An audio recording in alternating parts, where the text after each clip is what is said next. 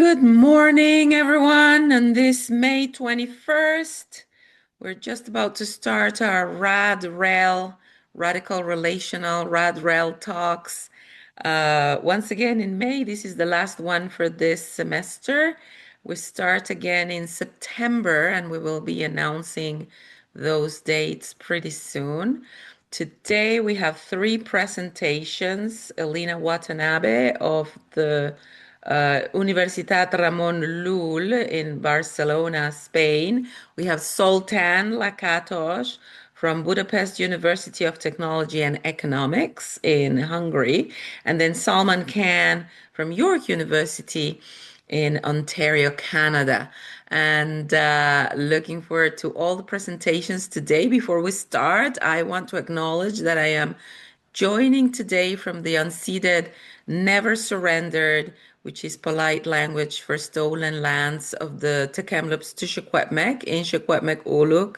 And I want to express my gratitude and happiness for living in these beautiful healing lands and always reminding us that when we make territorial acknowledgements, that's also to remind us of the violence of colonialism within which we live today and to affirm our commitment to decolonizing our work, ourselves, our engagements, our institutions, and everything we do and touch, hopefully. So without any other preamble today, I'd like to welcome Ellina Watanabe. Will you introduce yourself, Ellina, please, and take it away with your slides? You had some slides to share. Yes. So, hi everyone. I'm Ellina. I'm based in Barcelona, Spain. I am at the end of my PhD. And so, I was thinking coming into the meeting that I see some new faces so I think I arrived to relational understanding like about 3-4 years ago. So I study leadership. So my research primarily deals with relationality in leadership and role of individuals in relational leadership. And I think I stumbled upon the work and I read Chris' chapter actually. And ever since then, the world was never the same. And Chris was very generous because we had early on in my PhD journey, like multiple conversation as I was trying to make sense, and just things clicked for me. And ever since then, it's very interesting because I've been always positioning myself as a leadership scholar, but my colleagues actually laughing at me and they say you're a relationist, you're not a leadership scholar anymore. So there was some shift in identity. And I apologize I couldn't attend other meetings during this academic year. It's been a tough year for me personally and professionally, but I'm happy to be here now. So, and I will start to share my slides and you can hear me all okay, right? The sound is good. Okay. It's loading. And so I think it's loading now. Yeah, I think it's good now, right? Mhm. So let me give you a bit of a background of like why this topic. And I think this picture actually captures very well. So as I told you, I'm studying leadership, and you see in this picture this individual, a male, kind of caretaking of the ship and stewarding and kind of caretaking it and bringing kind of the goodness. And that's how we normally understand like in the management leadership. So I will be speaking from the management and organizational studies literature. And that's how it's traditionally portrayed, like very individualistic, heroic to a degree. And so my journey with specifically the topic of stewardship started from my empirical work. So it's still ongoing ethnographical fieldwork where I'm working with a nonprofit organization, Educo here in Spain.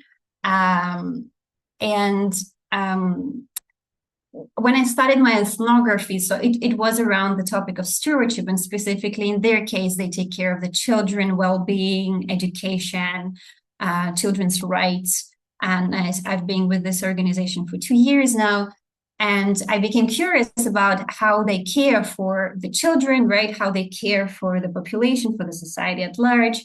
And this topic became very interesting for me. And the way I experienced how they understood and kind of took care and expressed care was very different from how literature and theories kind of talk about stewardship. And this is where my kind of mismatch came about, and where my motivation to dive into this topic a little bit more came about.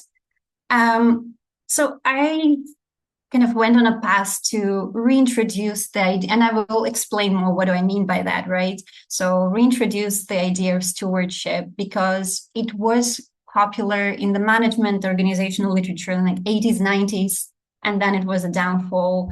I want to kind of reintroduce this idea, revive it, interrogate it, and understand it differently from this relationist point of view.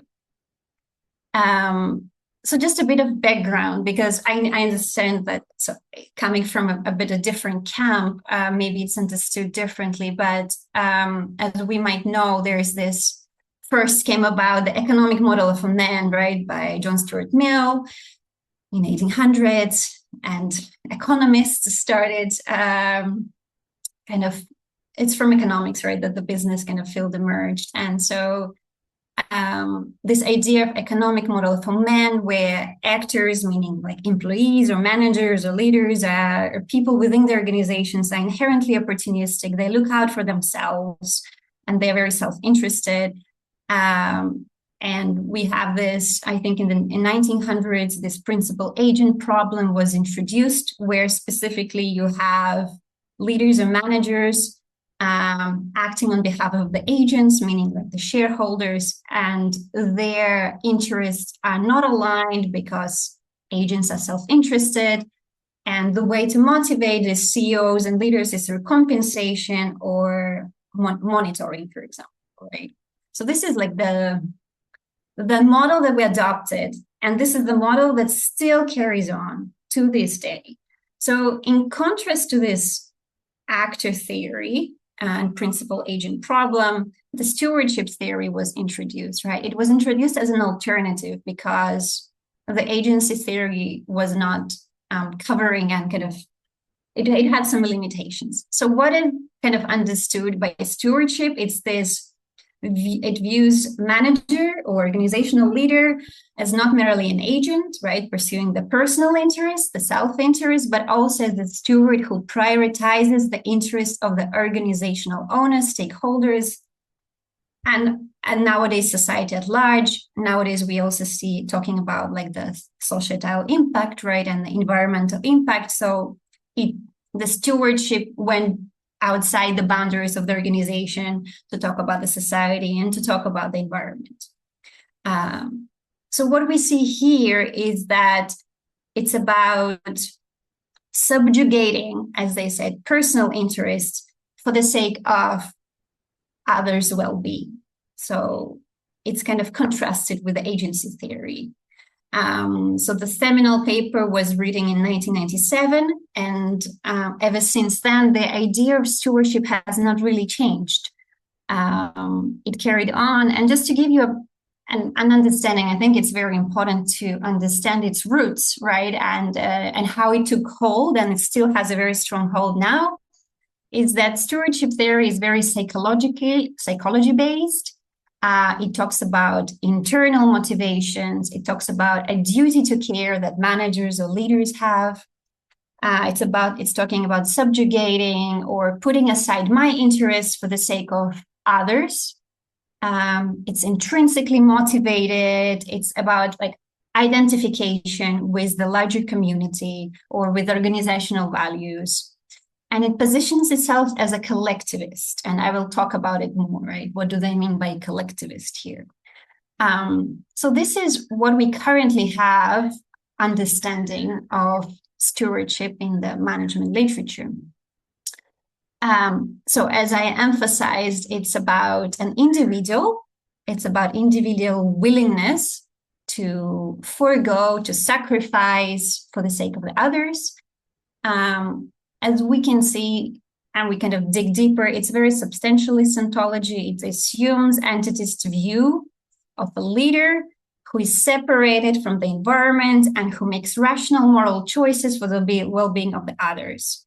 And the way currently the literature kind of looks at stewardship is like, okay, what are the motivations? Like, what are like socio-emotional like motivations that we can put in place, like belonging, right? Or social recognition and acknowledgement by acting for the sake of others.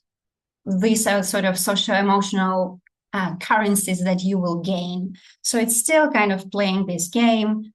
And nowadays, what I find also very problematic, and one of the reasons I wanted to go there, is that the stewardship understanding of stewardship as it is, as you saw, it's being absorbed now in subdisciplines, and it's absorbed as a value, as a mode, as a behavior. And I see it a lot in like moral and servant leadership, in literature on trust, purpose, governance, socially responsible organizations, and of course, as we talk about environments and like social practices. And I find it's problematic, and this is where I would like to address this problem, because it's currently being absorbed and it's not being interrogated. Like it's the model of economic model of a man, right? It's taken for granted, and it's being carried over and used. So what I am motivated by, and kind of also from what I've observed in the field from the ethnography, is how can we understand stewardship as relationally emergent and ongoing practice? So it's not something that resides in individuals and comes from our internal motivations and foregoing our interests. But how can we understand basically from the relationist, right, point of view? And what would it look like, and why, and like what would it mean? So it's basically going from this substantialist point of view to the relations, from substance to relation. And I am still very much in the sort of exploration phase on this topic. So it's still looking through the literature, and I would very much welcome your thoughts, opinions, and recommendations. But my main question, right, is like, as you saw in the earlier slide, it's this fundamental view of a duty to care. But my question is, how can we care for something that is apart from us, right? Because the stewardship theories is described in this very separated, isolated terms, that you have a leader and there is an environment, and those are two separate things. What I would like to look at is, from this relationist lens, how can we move away from portraying leaders as this intrinsically motivated and putting a pressure, sort of putting a weight on the shoulders to care for the collective, even though they consider themselves to be separate from this collective. Instead of that, moving to this relationist point of view, where it's fluid, iterative, and most importantly, I think, embedded process and practice, where we are not separate from the environment or people we care for, but we are always in relation and always intertwined. And I think that understanding of stewardship will bring about different practices. And this is something that I observed in my nonprofit that I introduced to you earlier, right? So they care for the children. But it was very interesting, because what they started doing is they started to look at themselves as the children. And I found that fascinating. And when I asked, like, why would you do that? And they said, well, if we were supposed to care for the children, we need to understand that we are children.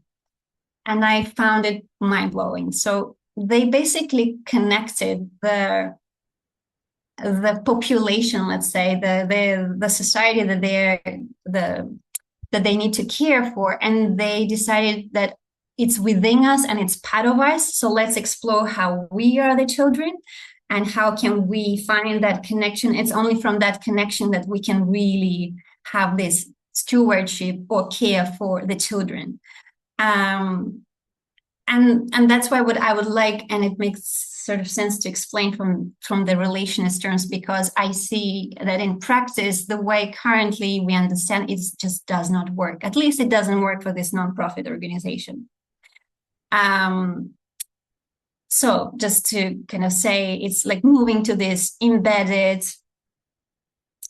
co-creative configurational work, right? Understanding of stewardship rather than individualistic, and something come from individuals' motivation. And of course, considering current environment and the crisis, it's just we're understanding that we need to move from individuals to relations. And also, I feel like this different understanding of stewardship allows us to capture this messy, humane, intertwined nature, because the earlier this psychological understanding, of course, we can ask all these questions, right? According to whom, right? Like who decides who to care for? And so there are these power dynamics involved, and according to whom and who decides, and like it's also very sanitized in a way understanding of stewardship. So I feel through this more configurational work, we're able to understand it in a more dynamic, intertwined manner. So this is where I stand right now, and that's it for me. And so I would just welcome your observations, questions, feedback, and any thoughts that you might have. So thank you. Thank you so much, Ellina. It was very clear, very succinct, and we will leave questions towards the end, hopefully relating the chapters or papers together.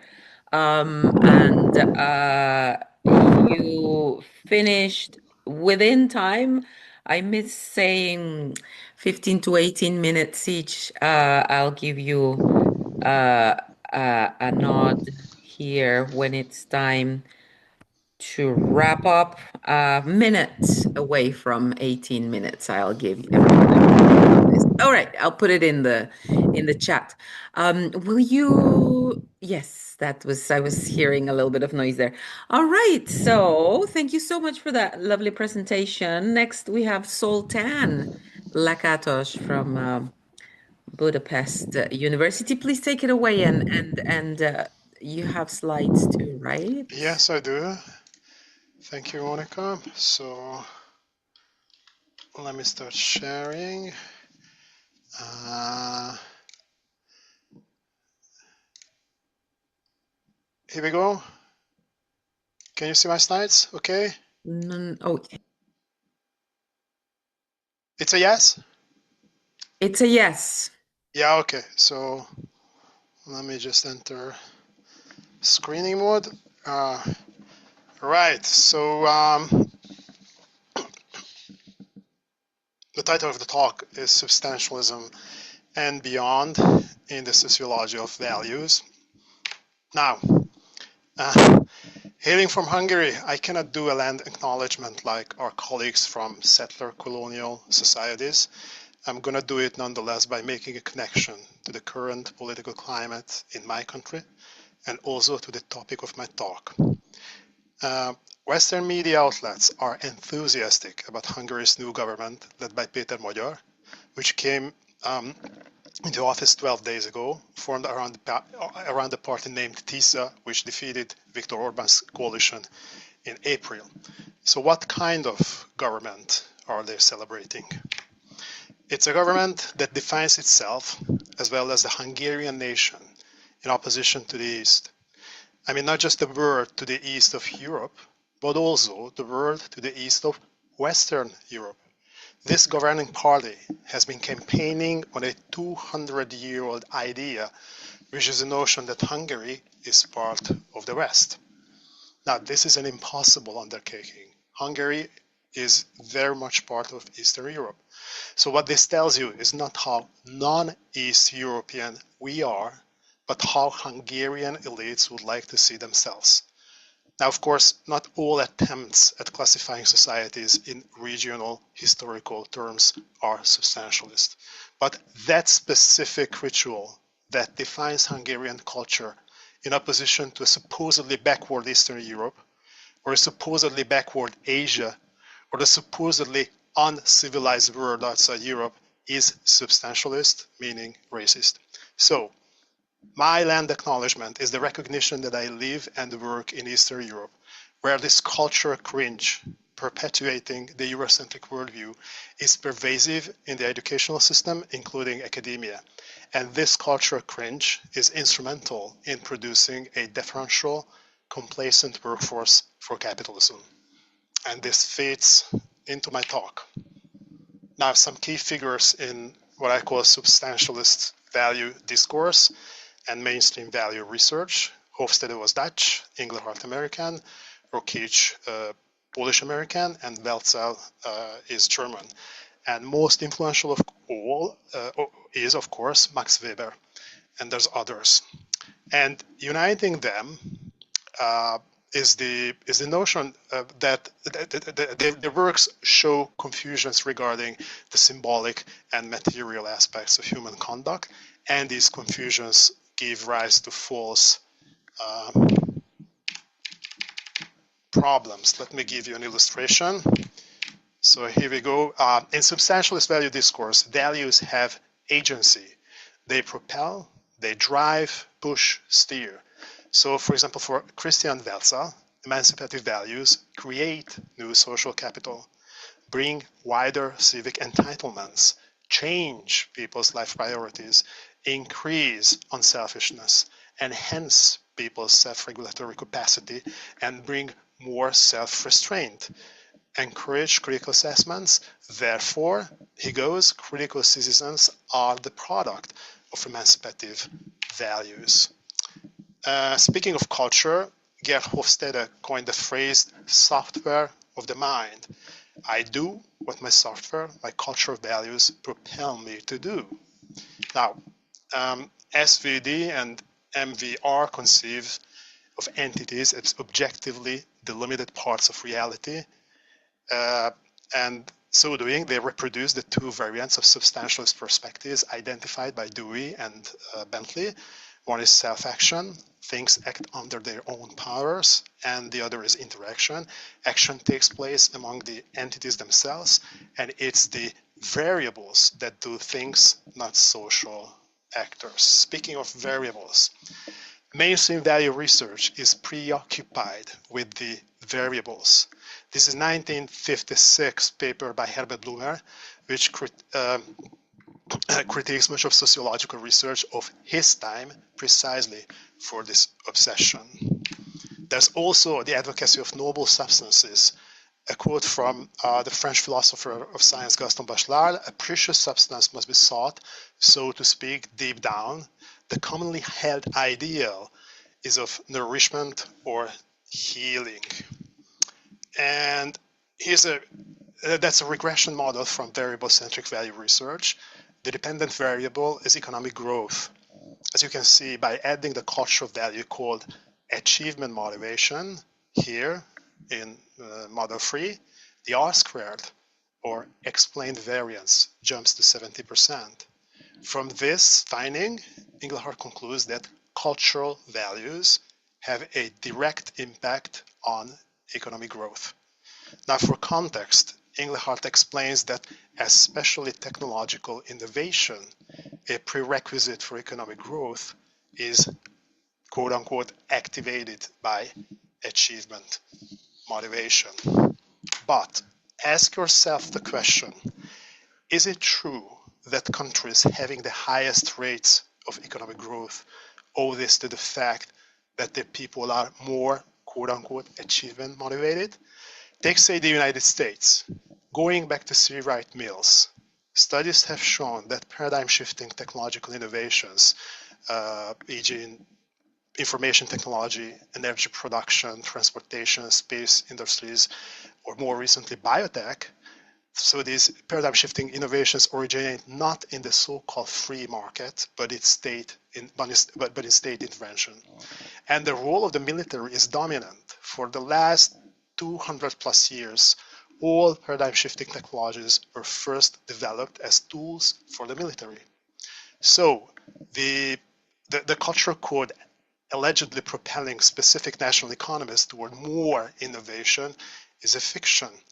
There's a complex web of relations explaining the spread of technological innovations, much of them connected to the arms race.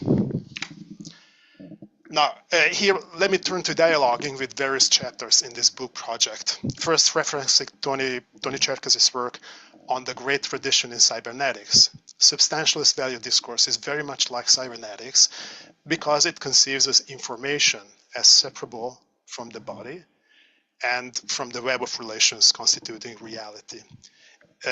This is a quote from Tony. Information is seen as a stable value that's extracted from a material substance, excuse me, for processing, which is computation to obtain knowledge, unquote. The cybernetic system, which includes machine learning, is seen as an, quote unquote, objective mind unhindered by the human body. In the substantialist formulation, cultural values too are disembodied codes, algorithms. Culture is defined in opposition to matter or the instrumentality of action. And crucially, high, quote unquote, high culture is located in those human containers, Western societies as it were, that are able to transcend the body or matter in general. So the takeaway is that both substantialist value discourse and cybernetics conceive of information as disembedded from the physical and the biological context of existence. This point was also made by Chris with regard to Eurocentric culture and its roots in Christian theology, which assigns primacy to a imaginary detached spirit.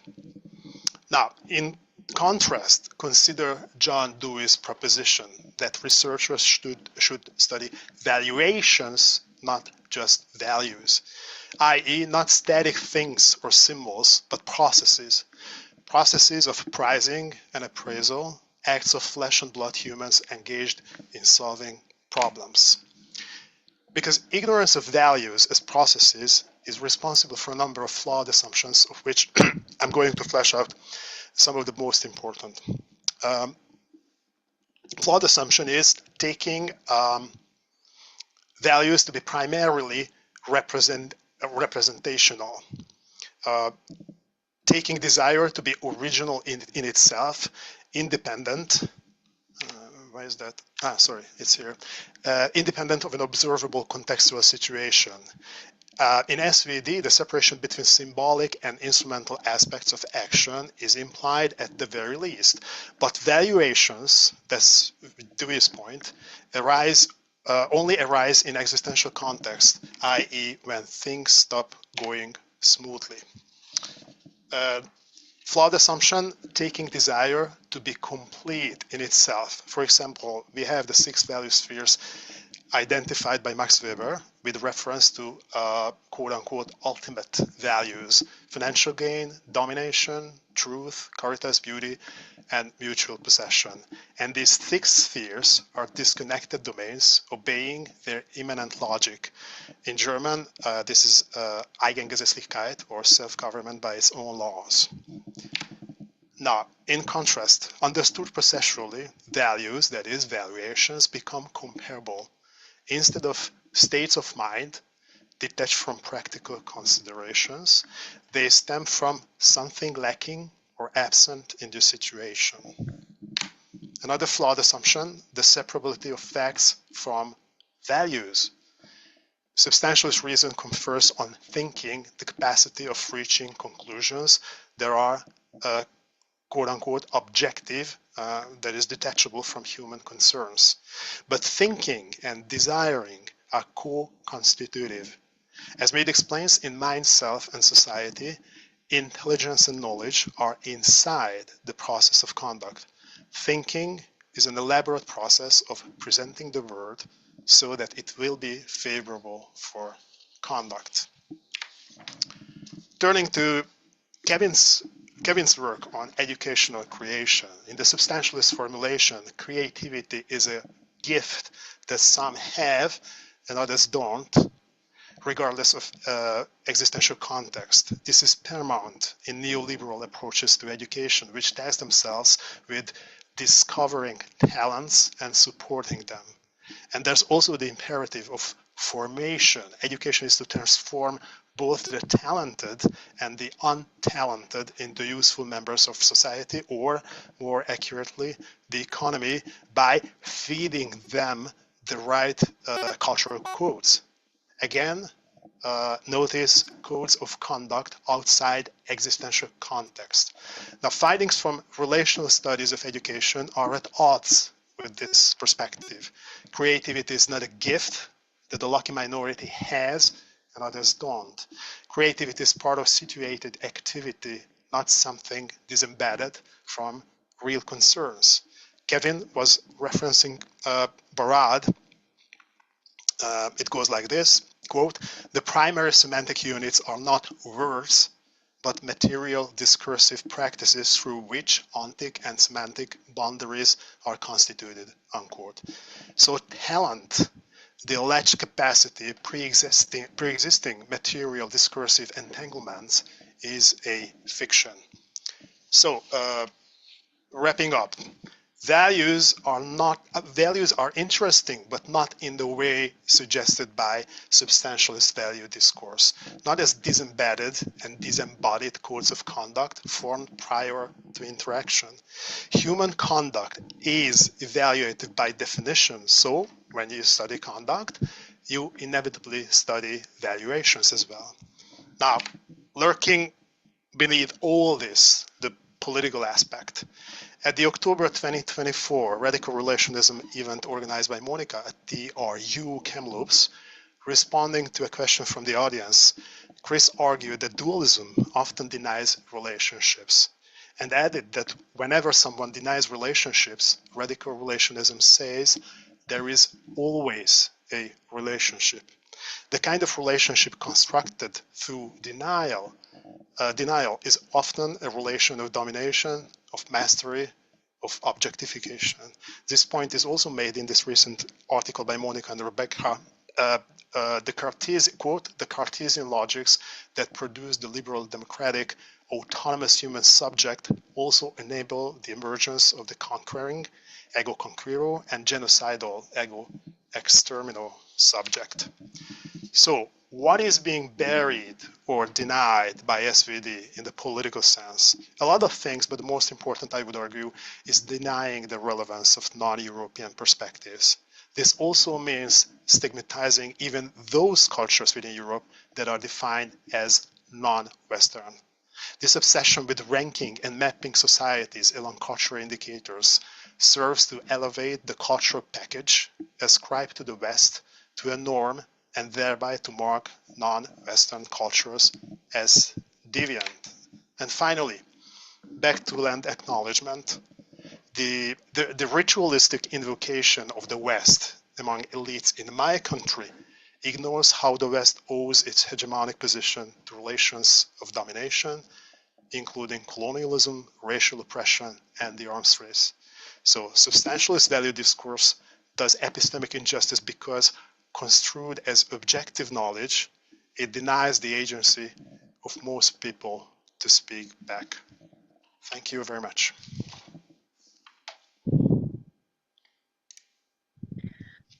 Thank you. Thank you so much. And thank you for making those connections. That sounds really interesting. We're moving on to our third presentation by Salmaan Khan.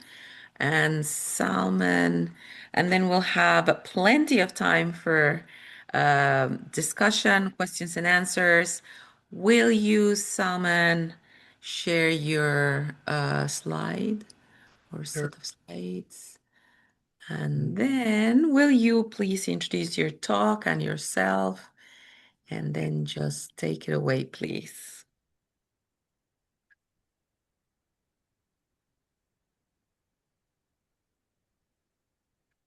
And folks see my Yeah.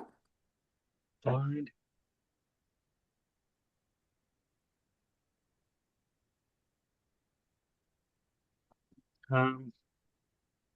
Thanks for letting me speak here today. It's nice to see some of you again. Last time we met, it was in person, but e-seeing is also okay.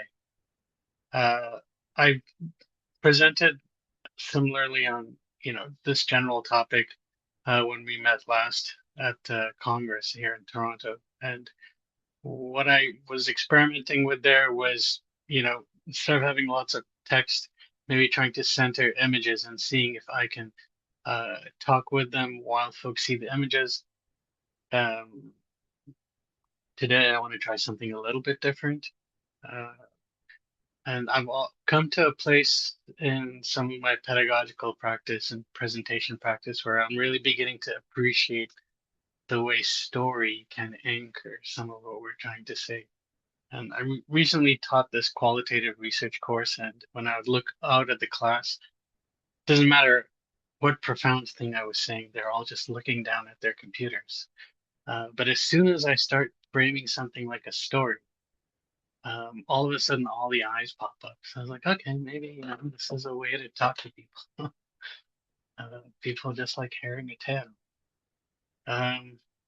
But what's nice is some of the discussion that I want to pack out in this in the presentation, and of course relating to potentially developing this into a chapter, really mirrors some of my own personal experience, intellectually and politically. And I think will speak well to, I don't want to think of what the idea is being expressed here as a finale or a figuring it, having figured it out, but more a sense of just teasing out some questions or exploring some new terrain. And, thinking about these questions, the story really begins in my younger years when I was a high school student. And at that time, it was the early 2000s, a very pivotal year, especially if you're a young Muslim living in the West. The quote unquote war on terror was in full swing. And my immediate intervention into political activity really centered around anti war activism. But at that stage in my education and what I was exposed to, I didn't necessarily have the direction, that would have been helpful in sort of explaining, well, why are these wars happening? Why is this conflict occurring? What do we mean by imperialism? I quickly found some of those answers in a very convenient way when I started getting more involved in the active sort of anti-war organizing, and some of the more active groups were Marxists, or coming from various socialist groups in the city.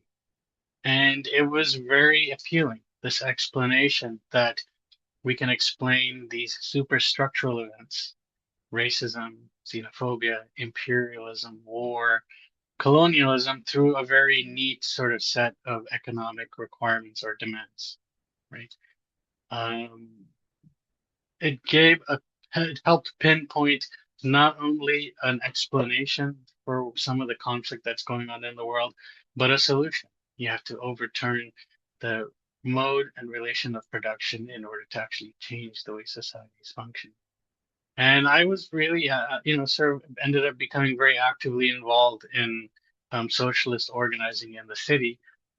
But increasingly, especially as a racialized individual in these spaces, you begin to feel how not every experience kind of gets translated or accommodated in some of these discussions or organizing or explanations. And it really hit a pinnacle for me in 2011 during the sort of, nation international Occupy protests that were sort of developing off the back of the Arab Spring movements. And I remember one situation here in the Occupy Toronto camp that they had in the city. I was part of the mobilizing committee, and there was this big momentum that was building on, okay, we have all of these people here in this camp. What are we going to do? And that weekend, we had the option of either organizing and going and protesting in front of the BMO Bank. If you're here in Toronto, you know that building, or the Scotiabank sort of plaza. But at the same time that weekend, this was also coinciding with the sort of genocide that was going on in Sri Lanka against the Tamil population. There was a gigantic rally being held by Tamils in Toronto. Half of us said we need to organize with a group of people that are fighting. The other half said we need to go and protest the banks because that's what's more central. It's an economic force. It's what also is in some way connected to all sorts of violence and conflict and genocide and imperialism. And that's when it really hit me. There was this sort of lack of what I ended up appreciating as a much more relational dimension to the way the world is structured, to the way politics is structured, to the way oppression is felt and experienced. And it didn't necessarily mean me falling completely out of socialist and Marxist circles because I started, I was slowly entering grad school. I was in my master's, and I quickly learned about dialectical Marxism or dialectical materialism. This sort of vindication of socialist politics that positioned itself against what was seen as a kind of mechanical cause and effect, economistic kind of politics. I was introduced to writers such as Bertel Ollman. He has this beautiful description of this, what's the exact term? Something relations. He has this beautiful parallel of the sun and the flower and how the two give each other life. And in some way, what dialectical Marxism as a relational approach tries to argue is that we can't think of economy or the class as distinct from everything else. There's no clear economic base that is impacting and determining secondary superstructure. Internal relations. Thanks, Chris. Right. And it was really liberating because it still maintained that critical, force and power that comes with that kind of Marxist critique. But in this way, some of these other important arenas that I was personally experiencing, that I was witnessing, weren't being pushed to the sidelines. I ended up actually writing my master's paper on defense of Marxism through distinguishing it from an economistic reading. So trying to, uh, you know, build this anti-racist Marxian politics or theory. However, the evolution continues. The more you dig deep into anything, the more you find it's never entirely what you imagined it to be. I started reading deeper into dialectics and dialectical materialism. I really wanted to read into what sort of influences were building into Marxian theory in terms of how it was building its concept or use of relationality. I wanted to read Hegel. To read Hegel well, I had to read Kant. Kant is responding in very many ways to the debates between the empiricists and the idealists. And so you kind of go down this rabbit hole and you really come to this place of, wow, a lot of this philosophical history and trajectory was centered around building some systemic philosophy or theory for the way the world functions, for how we can change it, how we can realize the good, right? And what was complicated for me, especially somebody who ended up reading the works of a writer such as Cedric Robinson, was that coherence that a dialectical materialism relied on in terms of the way that capitalism produces and reproduces itself, the demands of capitalist production was not so coherent, right? Robinson really helps develop this term racial capitalism and and he uses it to highlight how production relations are not strictly economic. They cannot be explained very easily. They sometimes uh, devolve or form into fragmentation, the development of difference. But when you really look at the development of his work and his concept, it was not just about race. It was about demonstrating we think of capitalist production is not as neat as we assume it to be. And it's somewhat also connecting to some of the points that Zoltán was raising. Like there's all this other dimension of culture, race, things from the past, things imagined that are going into the way the society is functioning.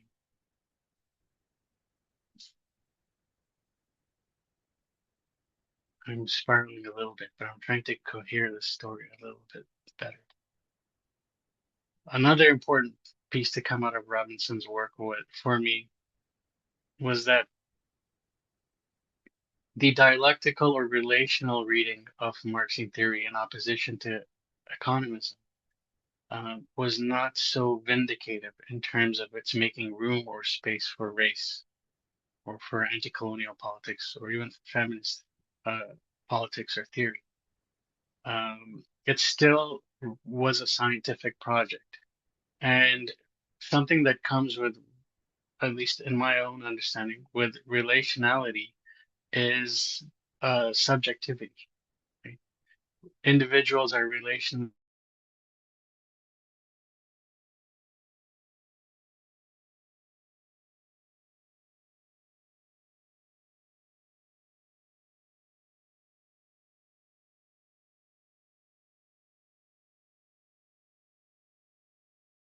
conclusions as Descartes imagined sitting in a room and meditating to arrive at the truth.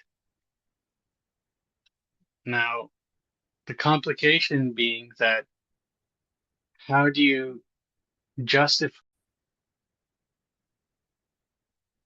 how do you, sorry, I just got a recording message. How do you justify your own political position, right? If you hold to that relational subjectivity, how do you justify a kind of universal politics? For the Marxist project, even if in its dialectical mask or form, it relied on this very particular construction of history that led to the development of very particular conditions, the development of a working class, the dissolving of patriarchal or idealistic, conditions that were more, in their mind, indicative of a feudal era or pre-capitalist era. But as we saw from Cedric Robinson's work, like racial capitalism, but his book Black Marxism, that's not necessarily so. So now the question is, how do you affect change and develop into human beings in conditions that are not necessarily conducive to that kind of social change or liberatory politics? In its scientific form, in its rational form, Marxism attempted to do that through situating the individual and subjects in relation to everything else.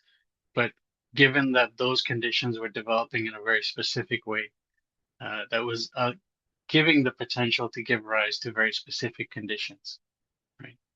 Sweeping away all of these other uh, conditions that got into the way of some kind of concrete universalism. If that's not the case,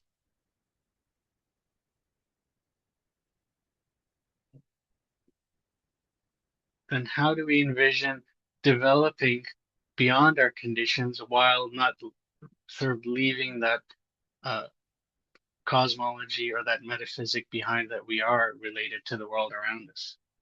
I really like these images. I shared some of these with Allison when they're putting together the survey, but these are some of the drawings of Khalil Gibran, and I kind of like these um, excerpts from some of his work because, especially when we look at some of these drawings, we see a maintenance of a commitment to that kind of relationality of the individual, but there's a maintained outline of what the subject is capable of.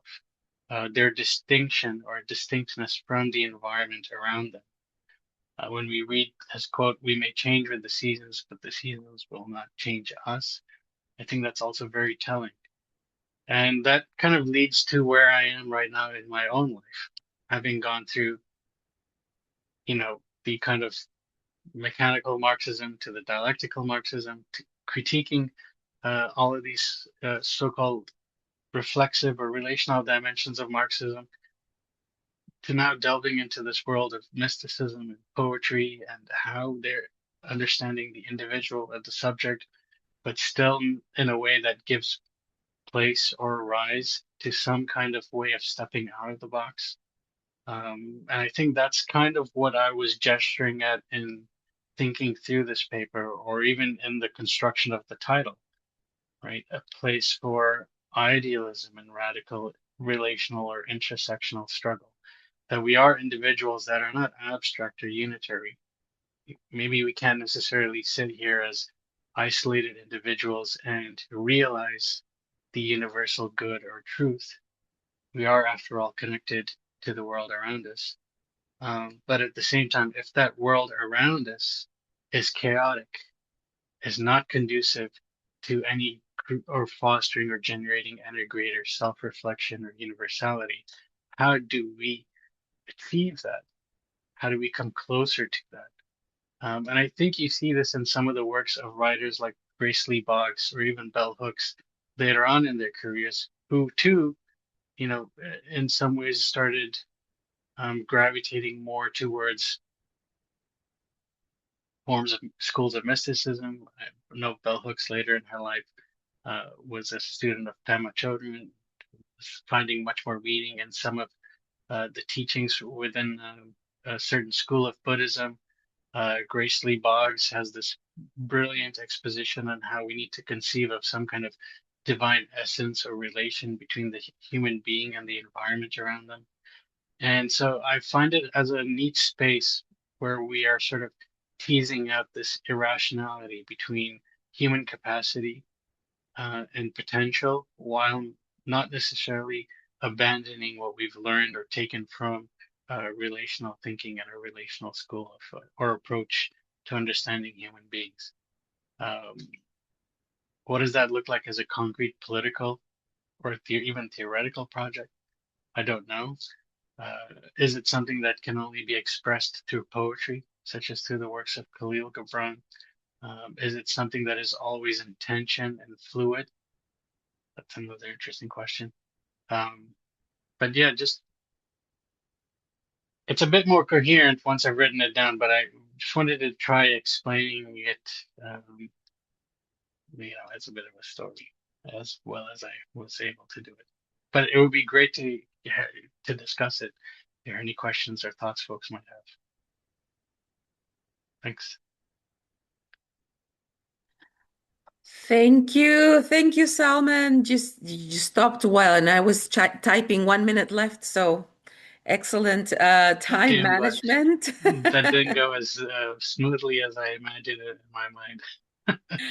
Thank you. Well, no, it was it was good. It was interesting. I really appreciate everyone's time management. We did very well. We have a half hour left for discussion, comments, questions. Um, I've had a few uh, yeah, I'm thinking about many of the elements that were discussed here today, and I wonder if anyone has a well put together question or comment, or not well put together, something that you already have structured more or less. Thank you so much, Sultan. I see your hand while you let us all think about all the elements that are going on in our head about this uh, uh, uh, presentations. Sultan first, and then Chris. Go ahead, Sultan. All right, so it's both a comment and a question to Ellina regarding leadership. I tried to put it down to make it more sense also to myself. So would you agree that in Eurocentric culture, there's a push to overemphasize leadership in a, I would say, restrictive way. By illustration, just recently I came across at the local McDonald's in Hungary with our 6-year-old. We were going in, and the little guy was ordering his Happy Meal, and along with his Happy Meal came this booklet showcasing uh, like more than a dozen leaders, quote unquote, among them Bill Gates, Martin Luther King Jr., without explaining anything. Speaking of background, just showcasing them as leaders whom the little guys might want to emulate. So just making a connection to, for example, Kevin's work on creativity. This is this Western, I would say neoliberal notion that if you have creativity as your cultural package of software, as it were, then you will be a leader, and that's what that's the most important. Would you agree with that? Interesting. The overemphasis. On individuals, as I understood, right? Yeah. No, completely. Yeah. There is overemphasis, and so this is something I develop in my other paper. And yeah, so there's a funny exercise we do with the students. So when we ask, can you tell us what is leadership? They start talking about leaders and they start talking about individuals. And say like, well, I didn't ask you about the individuals. I asked you what is leadership or what is leading, and they still talk about the individuals.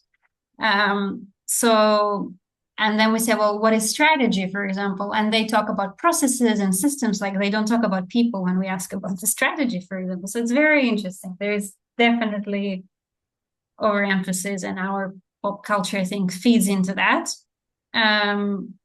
And it's something, there is a group of scholars that kind of we're going in a different, this relational direction where we're exploring it from this relational point of view, where it's about like engagement and practices. Yeah, I could go on, but I don't know how. Yeah, I'll Thank stop. you. Thank you. Thank you. Thank you for those connections and the reply. That's an interesting point. It's very much in the culture. Chris, I saw your hand, and then Oren Yeah. after Chris. I've got two questions for now. One I could say very briefly to Ellina. Really interested, obviously, in your work all this time. And in your presentation, you explain how relational thinking redescribes and sort of reframes our understanding of leadership. But then the next question that I'm curious about is what does that suggest for practices and practices of stewardship? Um, so that's the question.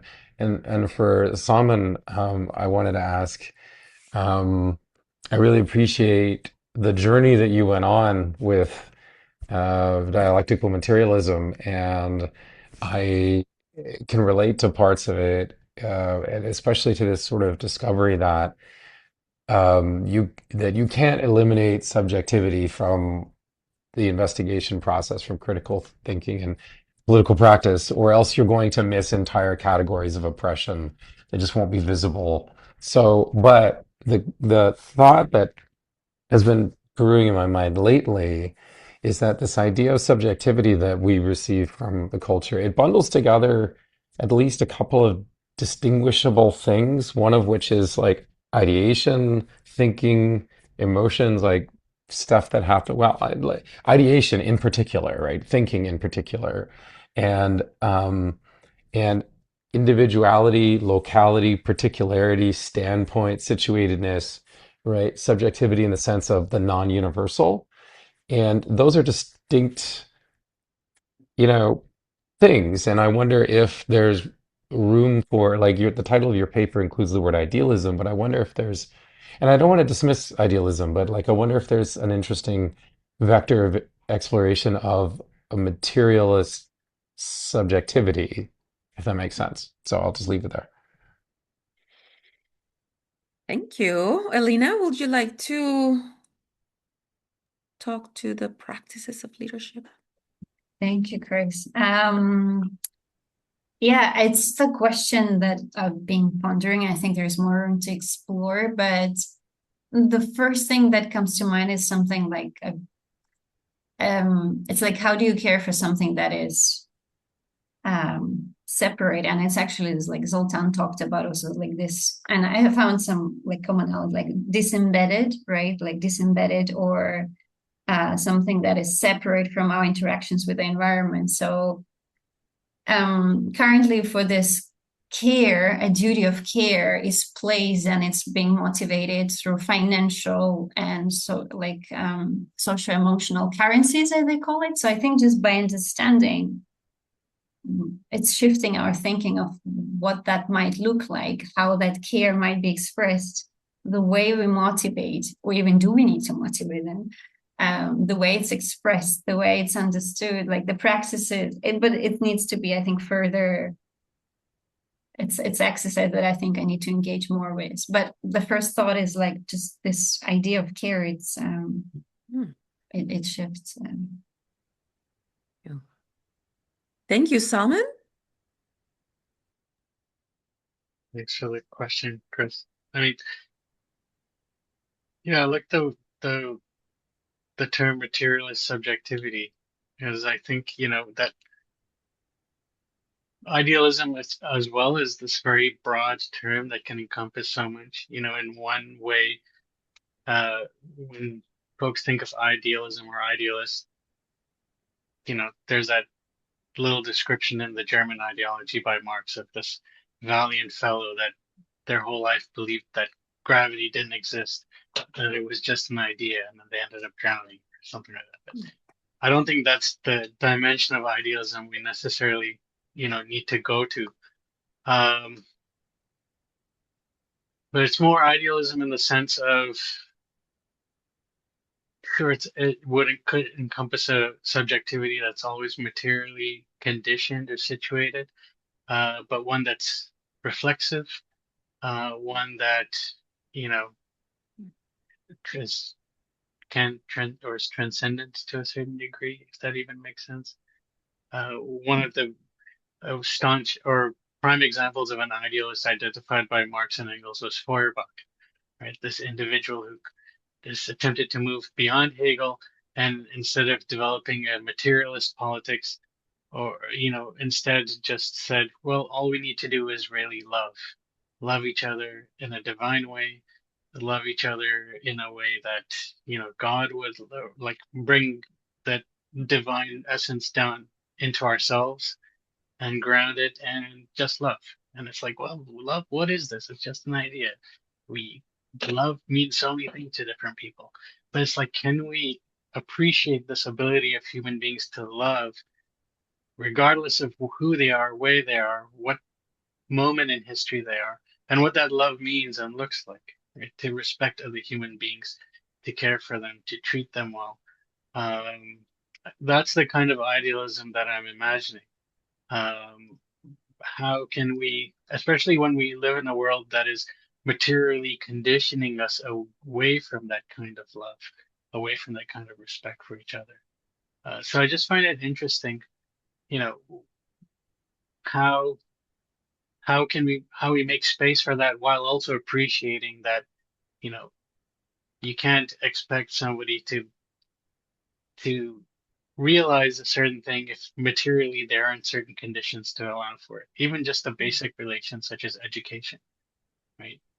An idealist like Kant, who says we all have this kind of categorical imperative in our minds and hearts, says everybody needs a staunch or strict degree of education in order to cultivate themselves. Well, that experience of education is a very materially rooted and conditioned thing. Um, so it's like, yeah, we must appreciate that material rootedness. Of course, after all, we're relationists, and we can't deny the impact and influence that everything around us and the people around us have on us. Um, but at the same time, how do we free that? And you mentioned something like ideation or thinking. How do we free that capacity for ideation and thinking in ways that maybe we don't necessarily comprehend with respect to certain material conditions.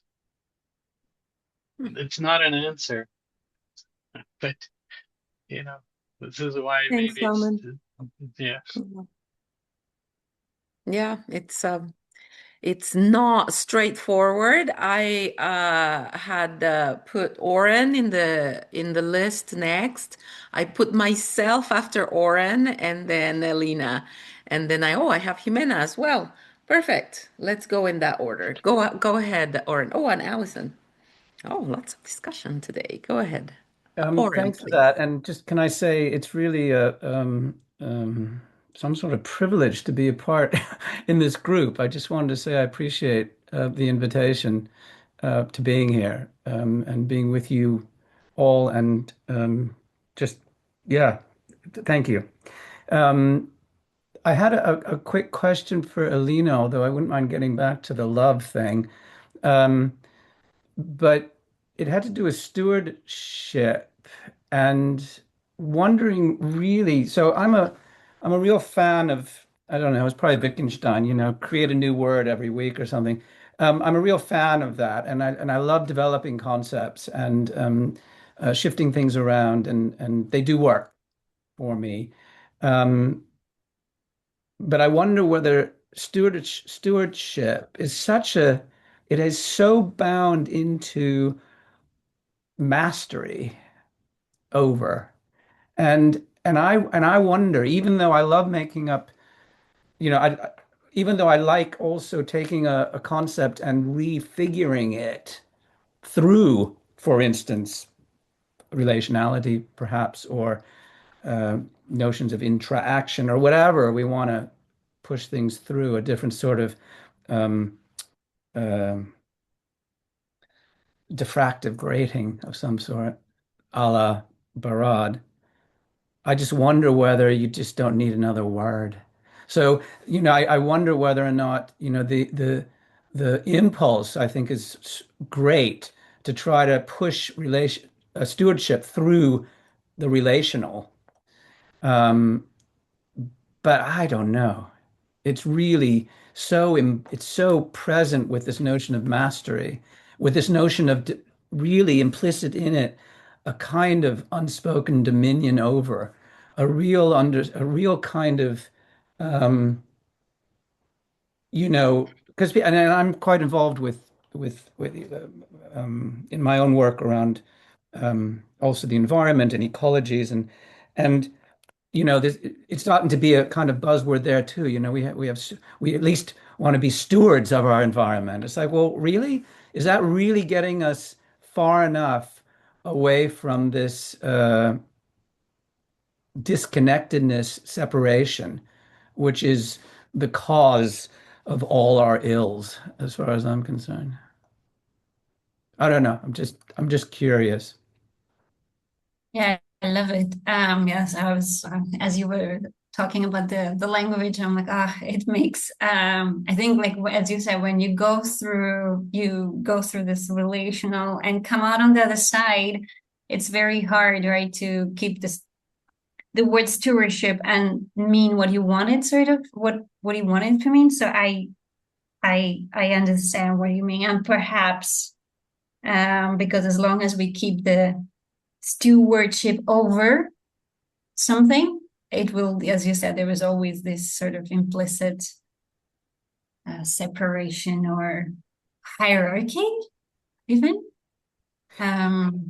There is, but as I'm saying this all, I wonder it would be an incredibly interesting sort of exercise, if you will, to try what needs to be done to actually help us understand that stewardship is not about that. So, even though stewardship over the or of the environment or of our more than human mates and relations, maybe there's something in that with respect to care which does the job of saying, well, yes, stewardship can be thought about in terms of this dominion. That's its history, right? But actually, and this is what you're trying to do, I guess. Let's rethink that word to mean something different, actually. And but it's a tall task. Interesting, but yeah, I don't know. I'm not sure what another word would be. The whole thing about, somehow understanding the problem is the disconnectedness, really.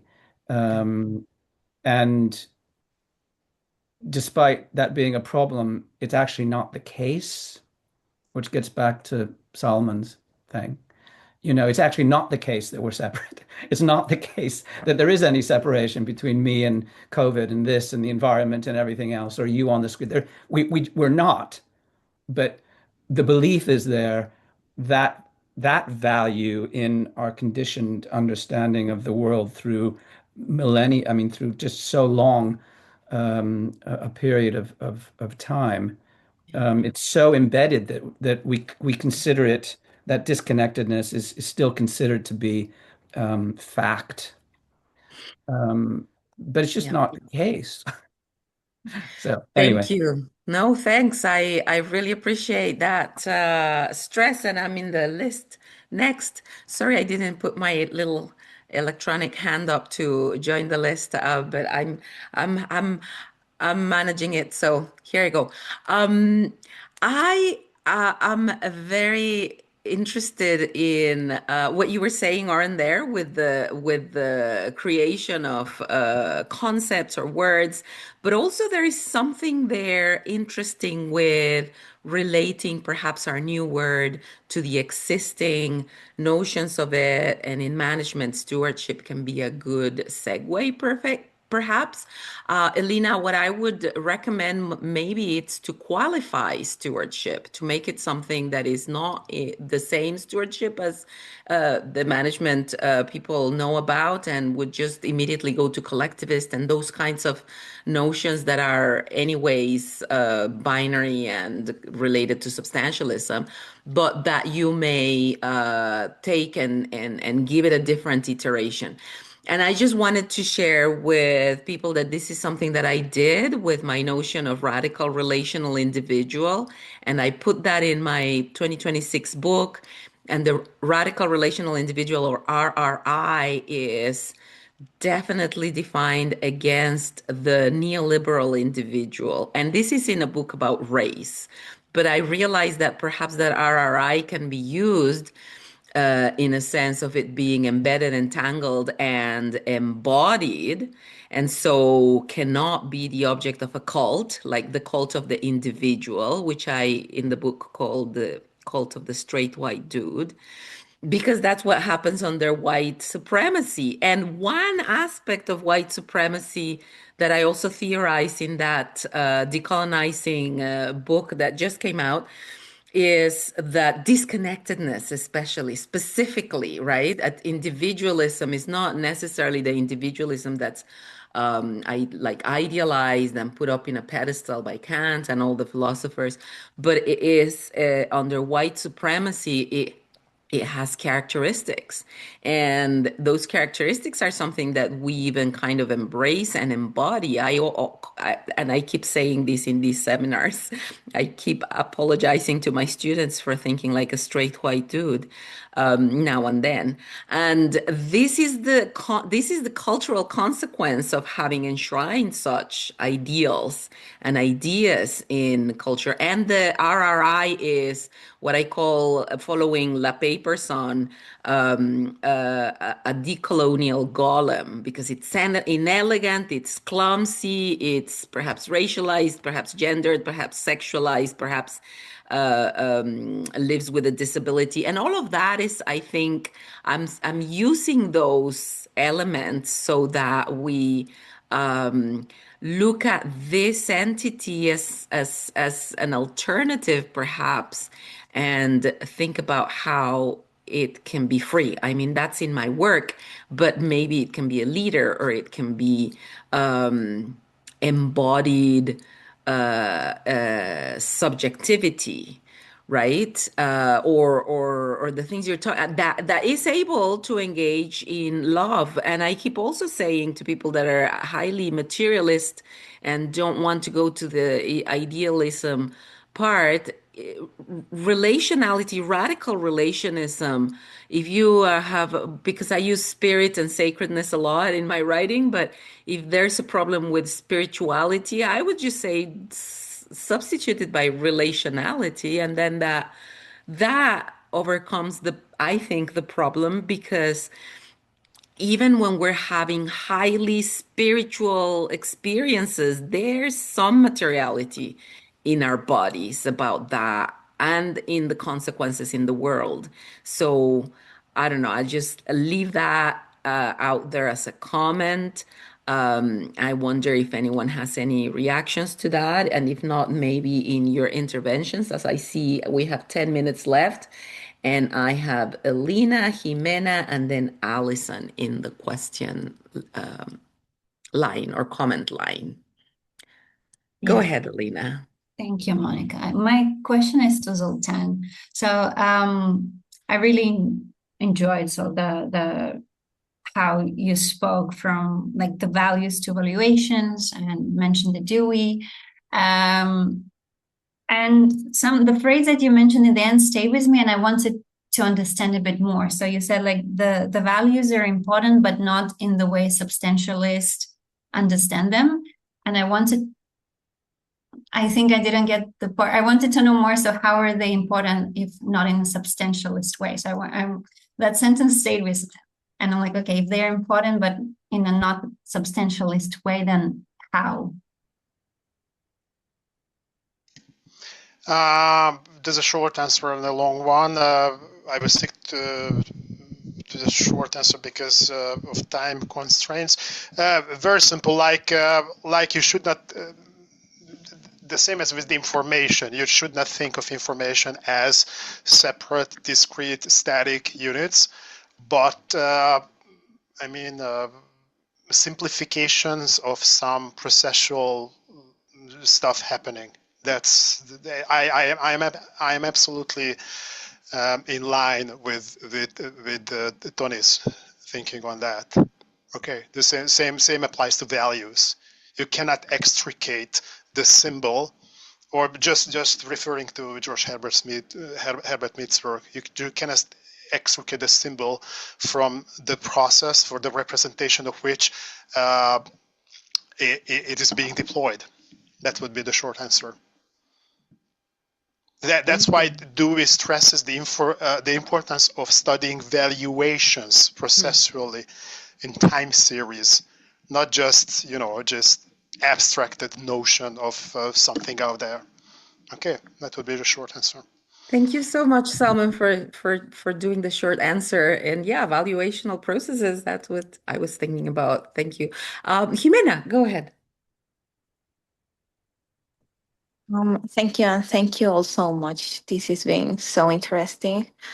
Regarding the last comments, I also was struggling with the word stewardship.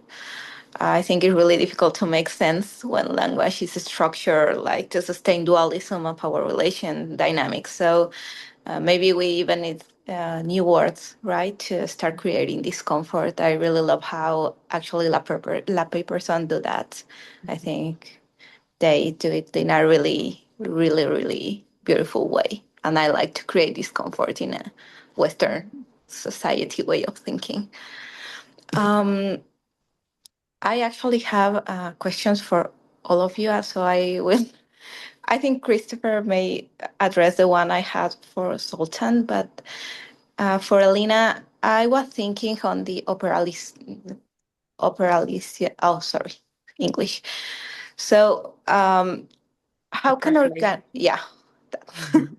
So how can organizations operationalize like these relational stewardship systems if they have this structure around agency and performance metrics, this individual leadership model? How can we like approach this the thing that you are proposing?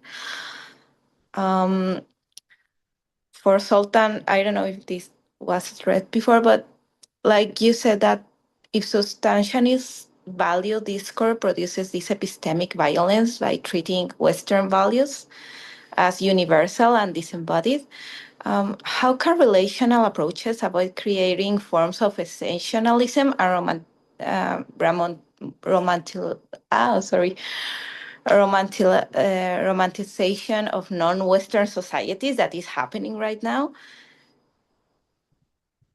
And Salman, I really loved like the thing about the storytelling. I think it's really powerful. So, but if radical relationality rejects this universal truth, why still pursuing emancipatory politics? How do we justify like political commitments without falling either in relativism or reproducing another universalism? Thank you. Romanticization. Thank you. Who would like to start answering or discussing? Or maybe I'm seeing we have 5 minutes left. Maybe I'm going to ask Allison to ask her question and then maybe we'll go presenter by presenter. Is that a good plan? Okay. That's fine because my question is very, very broad, and it's kind of developed over time listening to everybody talk. But it started off with Ellina's presentation. And what struck me, Ellina, and other people in the session have commented on this, is when you use stewardship, I couldn't figure out if you were thinking of stewardship in like a Canadian settler society. Indigenous stewardship has one sort of sense to it, and then stewardship that you hear of in other arenas has very, very much a patriarchal power dynamic, a white saviorism kind of dynamic to it, and things like that. And I was wondering, with respect to that, how leadership in nonprofits, and Jimena actually just commented on this as well, how leadership in nonprofits is influenced and structured by profit-driven models that they have to adhere to in order to maintain their quote unquote viability. And then with Zoltán's whole presentation, I kept thinking about, in Canada, we're like, do we become part of the European Union as a way of protecting ourselves from the US and things like that? And it struck me as well as I see this on an individual level when individuals align themselves with other groups or professions in order to take on a gloss of that profession's power, and sort of as a way to protect themselves, raise themselves up, or create other avenues of opportunity for each other. And then with Salman's talk, when you were talking about particularly the materialist conditioned subjectivities, wondering how we dig ourselves out of that. And everybody's kind of touched on this at a number of levels, because what I've been seeing is basically a commodification of leadership, a commodification of idealism, commodification of care, of love, because what's happening on the ground for people at the bottom of the rungs who are subject to leadership, and stewardship and all of these mechanisms, we're being asked to perform leadership as a way of demonstrating our qualifications for actually becoming official leaders, along with all of the gains of leadership, including monetary.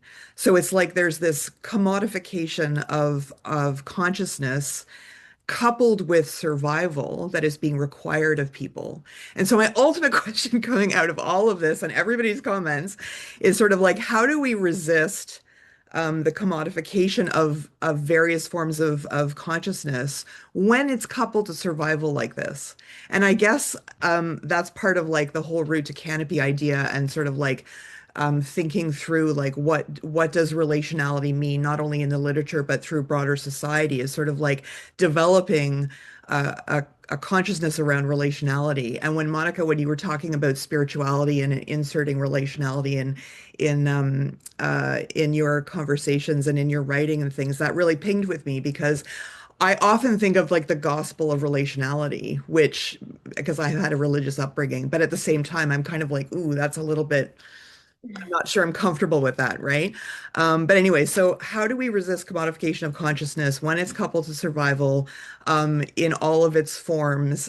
Because everybody's kind of like touched on this in many ways. And I'm sorry, my question is taken up all the time. Thank you.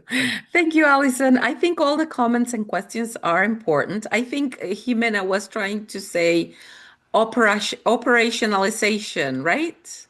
Right. Just to because Salman wrote romanticization, but I think it's operationalized basically. Anyways, is there something each person would like to close with that is concise, that we can hear about in a minute each, perhaps, if everyone will be gracious to give them that minute, that would be amazing. Go ahead, Sultan, Salman, Uh, and just one very, very short note on the operationalization thing. I think that in the sociological values, we should grow very critical of the survey-based tools, and not jettisoning it, not abandoning altogether, but doing more qualitative stuff, more ethnographic, direct observation kind of stuff. So that's my take. thank you. Salman? Um, yeah, just I really appreciate the question from Zeman, and I thought there would be a good short story to grasp the tension of that. You know, it's an old Sufi story. There was a great scholar, Abu Sa'id Abu Khair. He's a great Sufi theologian, and he was in a marketplace, and he was giving this big talk to a crowd of people, and he said, "Everything is determined by the divine. Good and evil, all of our actions are predetermined before we decide." Hearing this, the young man who was sitting on the side walked up to the great teacher and slapped him right on the back of the head. And everyone was shocked. "What are you doing?" And he said, "Well, he said it's all predetermined." So there you go.